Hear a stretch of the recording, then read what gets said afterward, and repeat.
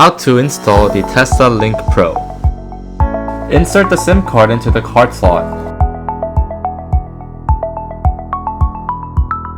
Plug the product into the car's USB port. Turn on Wi-Fi and look for the Wi-Fi signal. Input the original password written on the screen. Be sure to click the Stay Connected during driving after the Wi-Fi connection is successful. Enter the car screen browser page and enter the URL in the address bar.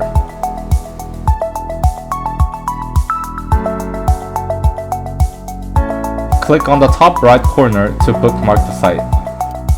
Turn on your phone Wi-Fi and Bluetooth, then connect the Bluetooth signal displayed on the car screen on your phone.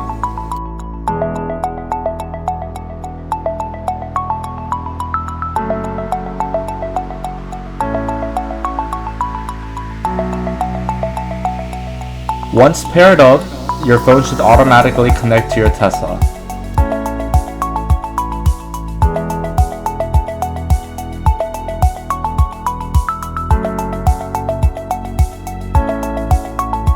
You can also manually connect it through the Bluetooth feature that Tesla has for you.